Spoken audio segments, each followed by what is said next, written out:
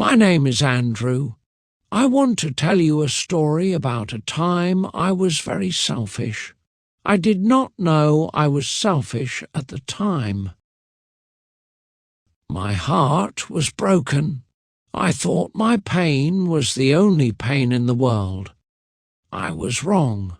My story is about my daughter, Mia.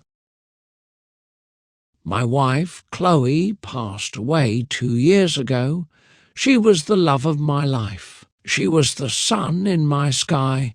When she died, the sun went away. My world became dark and cold. A very big sadness came over me. It was like a heavy, wet blanket. I could not see. I could not breathe. My life stopped. I stopped caring about my job. I stopped talking to my friends. I stopped cleaning the house. I just sat in my chair.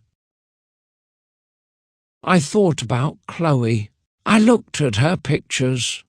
I remembered her laugh. My world was full of my own sadness. I had a daughter, our daughter, Mia. She was only 7 years old when her mother died. I knew she was sad too, but I did not really see her. I looked at her, but I did not see her pain. My own pain was too big. It covered everything.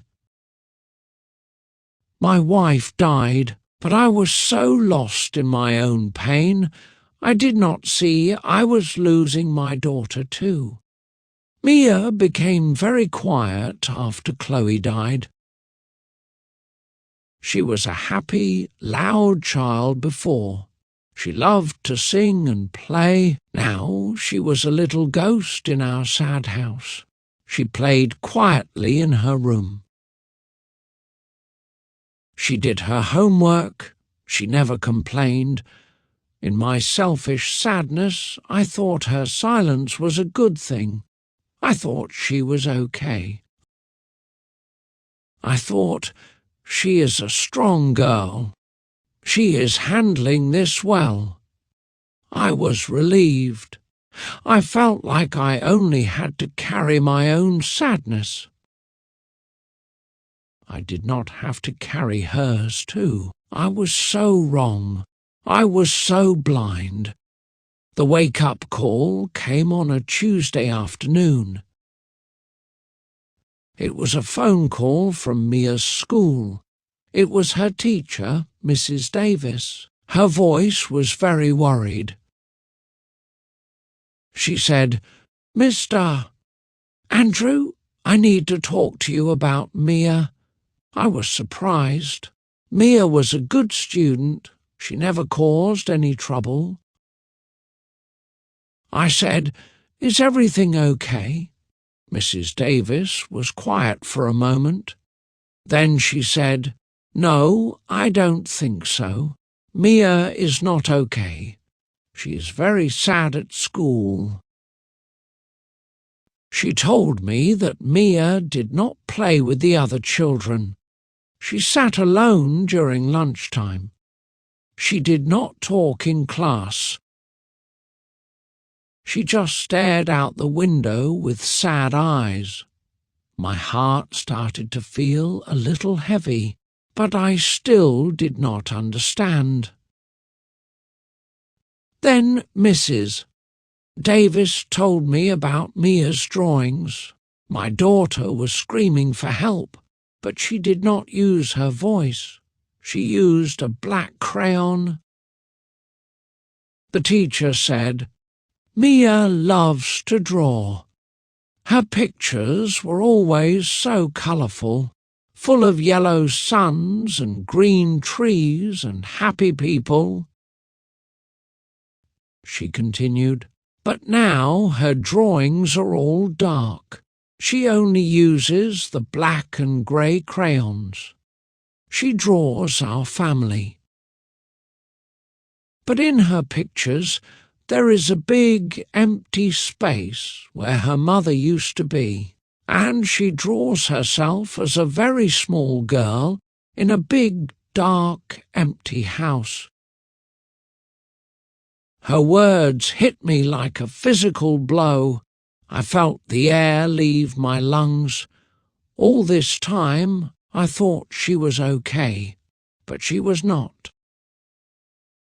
She was drowning in her own sadness, and I was not there to save her. I was not even there to see it. I thanked the teacher. I hung up the phone. I sat in my chair for a long time. I felt a terrible shame. I was her father. My job was to protect her. But I was so lost in my own grief, I completely forgot about hers. I forgot that her heart was broken too. That evening I went to Mia's room. She was sleeping. I looked at her small, peaceful face. I saw the tear tracks on her cheeks.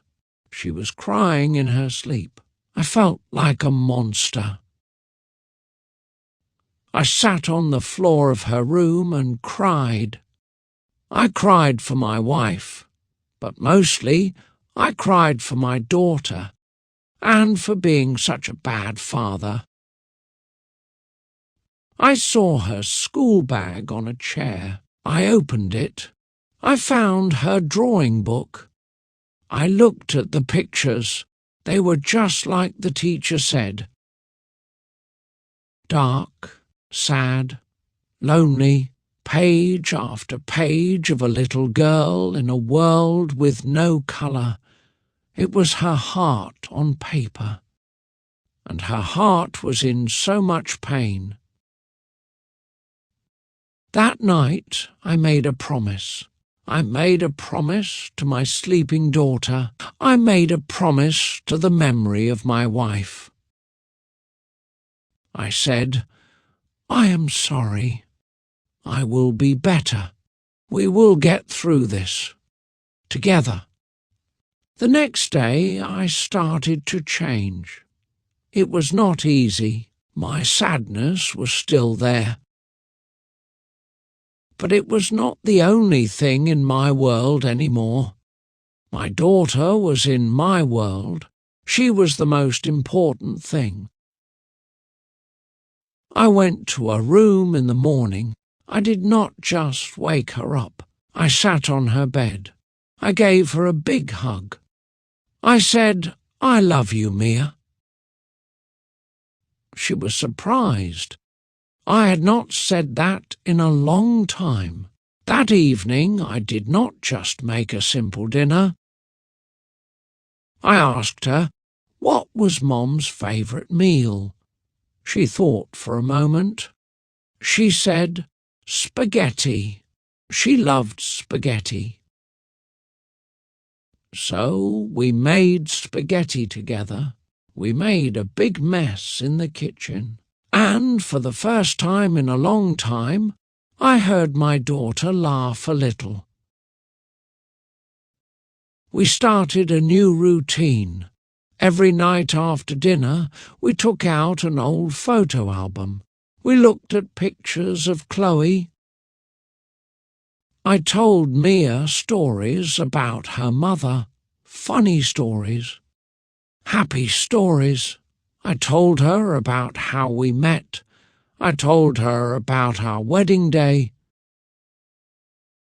At first, Mia just listened. Then she started to share her own memories. She said, I remember Mom and I baked a cake for your birthday. We put too much salt in it by mistake. We both laughed at the memory. We were sad, but we were also happy. We were remembering together. We started to bring Chloe's memory back into our house, but not as a sad ghost. We brought her back as a happy memory. We planted her favourite flowers, yellow roses, in the garden. We played her favourite music in the evenings. Our house started to feel like a home again. Slowly, colour started to come back into our lives and into Mia's drawings. One day, I saw a new picture on the refrigerator. It was a drawing of me and her. We were in the garden. We were holding hands, and above us there was a giant bright yellow sun. My heart was full of so much love and hope. I learned a very important lesson from that dark time. Pain can make us selfish. It can make us blind to the pain of others. When you are hurting, do not forget that the people around you need you too. Real healing is not about carrying your sadness alone. It is about sharing the weight of it with the people you love.